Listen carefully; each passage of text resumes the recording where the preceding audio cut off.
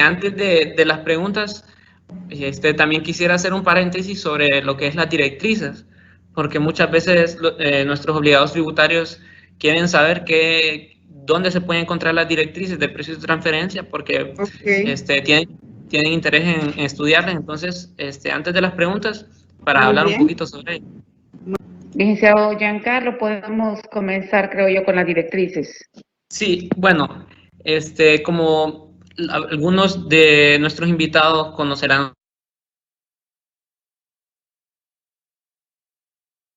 directrices, que están las de 2010 y las de 2017. Entonces, por ejemplo, dentro de la administración, en los procesos que se llevan a cabo, usamos la que esté en vigencia al periodo al periodo que estemos analizando. Por ejemplo, si es 2016, utilizaríamos las que vienen siendo las del 2010. Ya, por ejemplo, si es un periodo analizado del 2019, 2018, utilizamos las del 2017.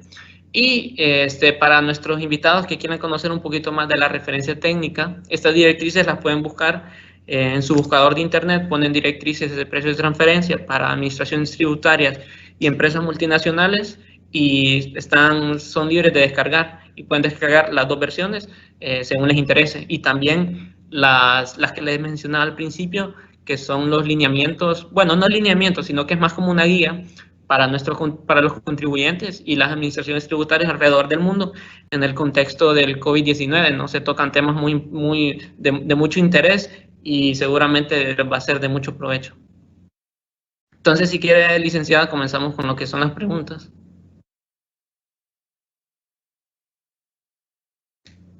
Bueno, muchísimas gracias, licenciado Giancarlo. Creo yo que pues es buen momento para comenzar después de las aclaraciones. Y les invito a que sigan colocando sus preguntas en el chat, ¿verdad? Para que podamos aprovechar y sacarle el jugo a esta ocasión.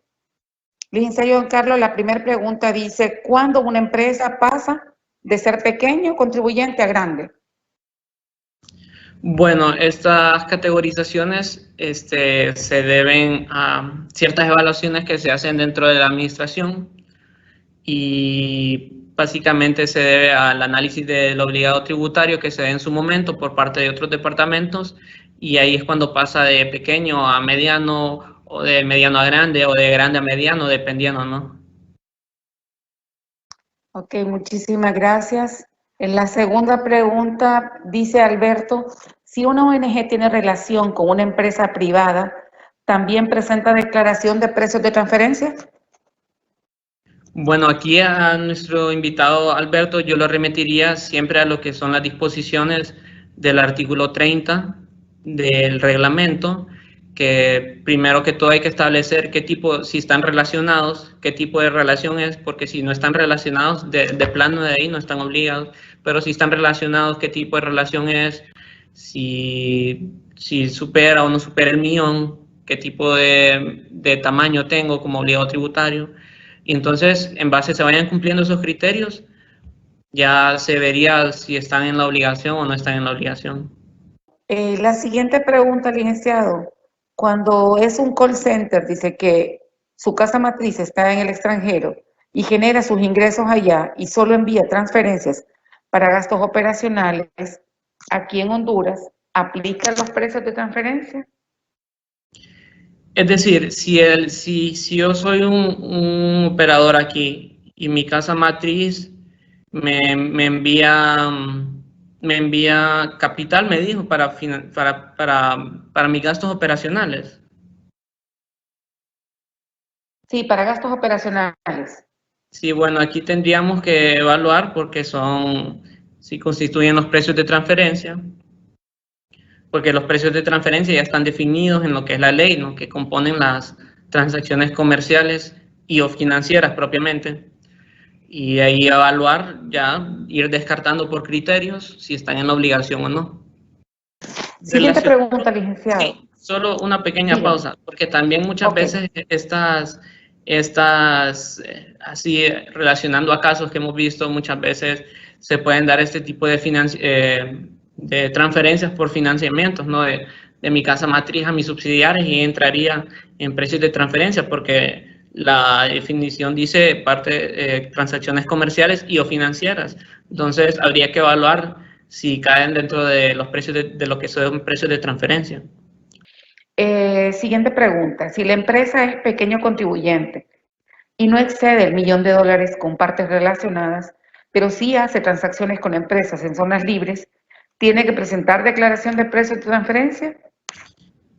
Bien, como dice la ley, nuestros pequeños contribuyentes ya le hacen la distinción en el acuerdo de ISG 004-2016 del $1.000.000. Entonces, recordemos que partamos del principio de que están mis partes relacionadas, ¿no? Para el caso específico de los pequeños contribuyentes, tengo mi parte relacionada, entonces esos criterios de relación ya pueden ser por capital, control, dirección o relación indirecta, etcétera. Y también está el otro criterio de relación que establece lo de las zonas libres, ¿no? Que para los medianos y los grandes ya es obligatorio, pero por ejemplo en el caso de los pequeños contribuyentes ya tenemos nuestros criterios de relación. Entonces ahora pasa la segunda etapa, que es lo del monto. Entonces habría que evaluar lo del monto, y de ahí, de la etapa 1 y la etapa 2, ya pasamos a la 3, que es si está o no está obligado.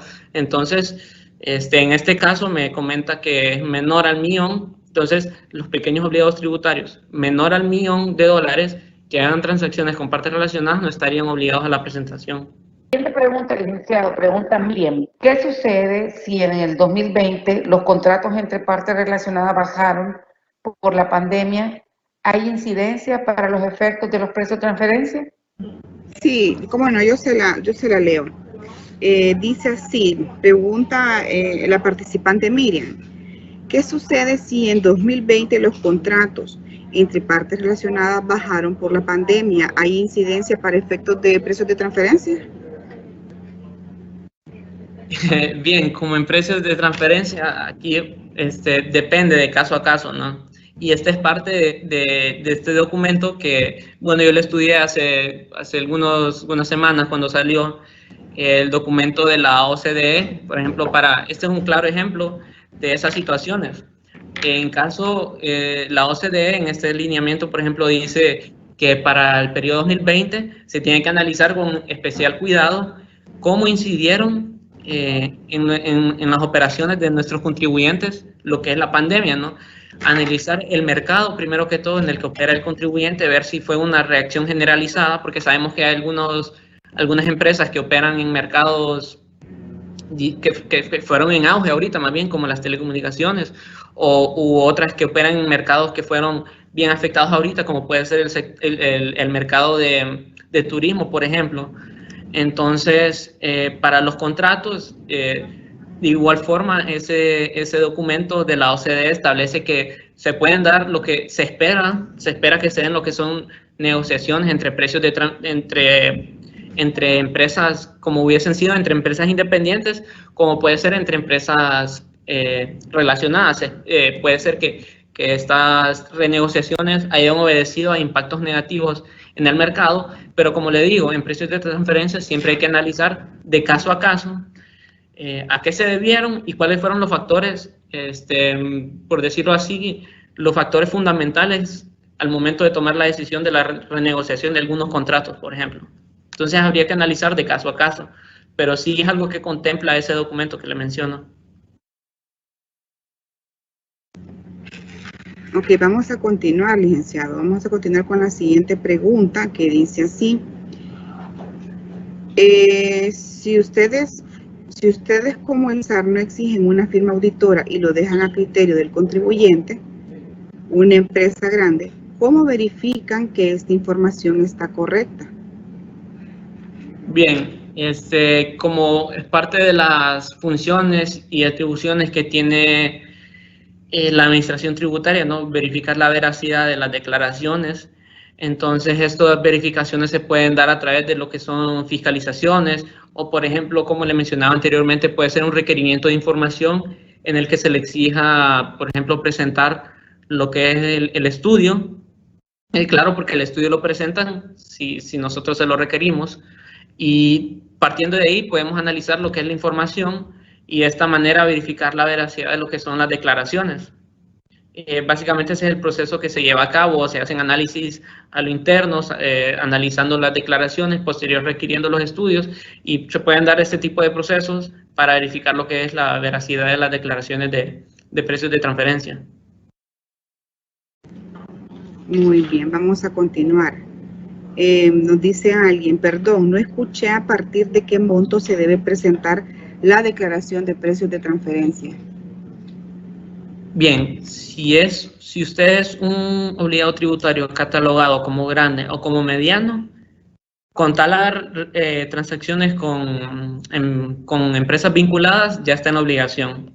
Ahora, si usted es un obligado tributario catalogado como pequeño, tiene que superar el umbral de $1 millón para estar obligado a presentar la declaración. Si no supera $1 millón acumulado en un periodo fiscal, no está en obligación si usted es un pequeño obligado tributario. Ok, vamos a continuar entonces. Nos pregunta la participante Lilian. Dice, por favor, repetir sobre dónde encontrar las directrices. Muy bien. En las directrices las puede encontrar las dos versiones. En el buscador cuando usted entra en cualquier buscador que utilice, por ejemplo el Google Chrome, usted coloca directrices de precios de transferencia para empresas multinacionales y administraciones tributarias. Entonces ahí usted coloca ese título y le puede colocar 2010 o 2017, dependiendo de la versión que usted quiera consultar, y las puede descargar. Y también aprovechando aquí, para socializar un poco lo que es el documento, y también tal vez les puede servir o les es un tema de interés para ustedes en este año que ha visto gravemente afectado a todos los sectores, que es el documento de los lineamientos, no lineamientos sino guía para el COVID-19 para los contribuyentes y las administraciones tributarias. En el buscador de Google, ahí ustedes lo buscan y les aparecen las primeras dos resultados, me parece. Muy bien, vamos a continuar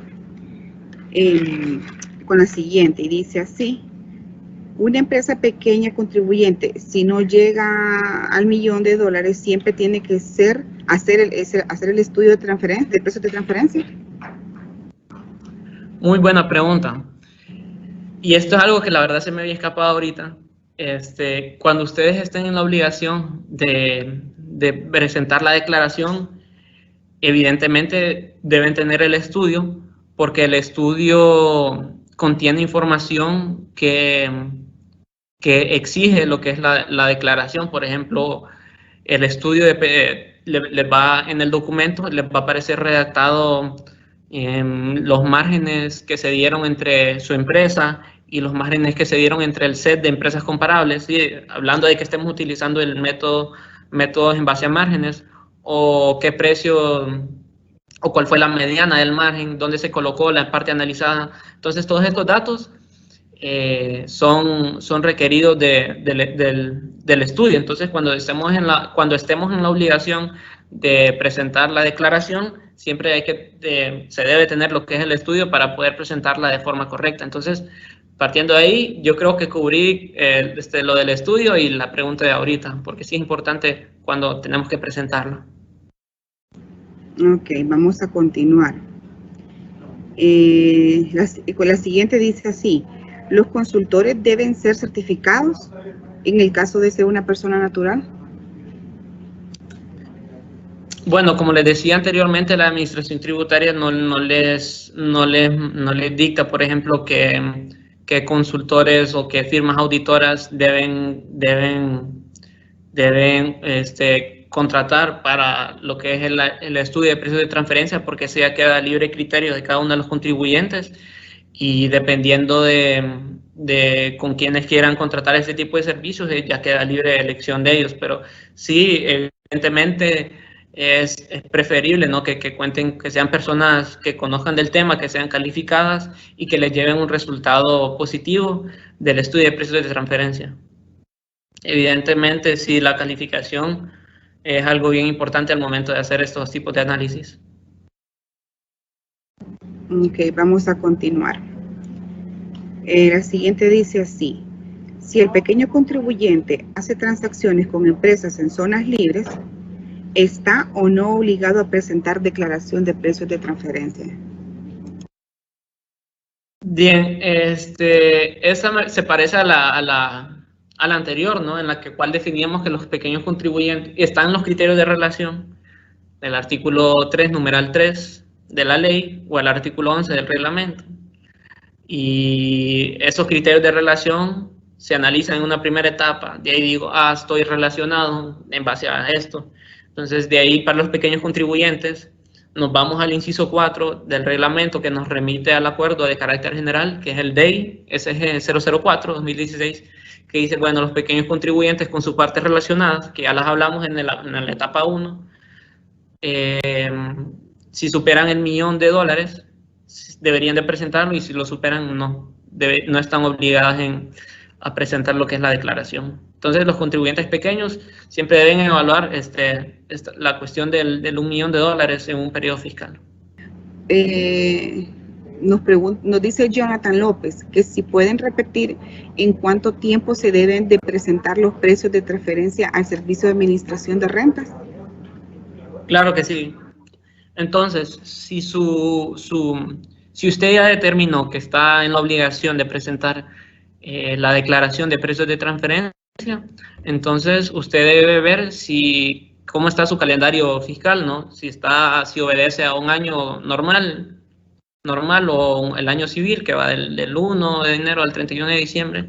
Entonces usted va a tener del 1 de enero, es decir, del siguiente año, el día hábil, al 30 de abril o siguiente día hábil. Y si usted tiene un periodo fiscal especial, al cierre de su periodo fiscal especial va a tener tres meses adicionales para lo que es la presentación de la declaración de precios de transferencia. Ok, nos vamos a ir con una última pregunta de Fernanda Álvarez, que dice así: si estamos catalogados como grandes contribuyentes, pero hacemos transacciones con partes relacionadas locales, ¿aplica la ley de precios de transferencia? Claro que sí, cómo no. Porque la ley alcanza sin distinción alguna lo que es las partes, si sean transacciones entre partes relacionadas dentro del país o partes relacionadas del extranjero. Entonces, si se hace transacciones con partes relacionadas locales, por el hecho de ser grande, entonces, como ya hizo transacciones, ellos están en la obligación de presentar lo que es la declaración. Y parte del ámbito de aplicación de la normativa de precios de transferencia, que es el artículo 2 y 5 del decreto 232-2011 y el artículo 2 del acuerdo 027-2015, ¿no? Que ahí, por ejemplo, se es un poco más específico dentro de lo que sí alcanza las operaciones que se den dentro del territorio nacional. Y espero haber respondido la pregunta. Ok, muy bien. Pues creo que por el día de hoy, ¿verdad? Ya el tiempo nos ha alcanzado. Le damos las gracias al licenciado Giancarlo Andino del Departamento de Fiscalidad Internacional y Precios de Transferencia por el apoyo, ¿verdad? A la actividad del día de hoy, así como también a la licenciada Mayra Manum, que es la persona que ha estado encargada de estar contestando todas sus dudas a través del chat. No sé, licenciado, si usted tiene algunas palabras de despedida para los participantes. No, claro que sí. Primero que todo, muchas gracias por atender. Sabemos que ahorita los tiempos son caóticos, pero qué bueno que siempre que siempre tenemos el tiempo, por ejemplo, de atender estos espacios de interacción entre la administración tributaria y los contribuyentes. Es un placer para nosotros poder dar estos episodios de formación. Estoy seguro que más adelante vamos a tocar otros tópicos, pero espero que el día de hoy, en cuanto a la normativa y en cuanto a qué acuerdos y decretos se pueden dirigir ustedes para obtener una mejor orientación, espero hayamos cumplido sus metas y qué placer tenerlos aquí. Les deseo lo mejor para este 2021. Muchísimas gracias por su palabra, licenciado. Y sí, definitivamente, pues estamos planificando, ¿verdad?, estas capacitaciones en temas de transferencia, en precios de transferencia, ya un poco más avanzado, ¿verdad? Ya no solo ver el marco jurídico, sino pues ir ampliando un poquito más en este tema que es tan importante. No me queda nada más que decirles que pues muchas gracias por haber estado aquí, por habernos prestado su atención. El Departamento de Formación y Capacitación del Servicio de Administración de Rentas está para servirles.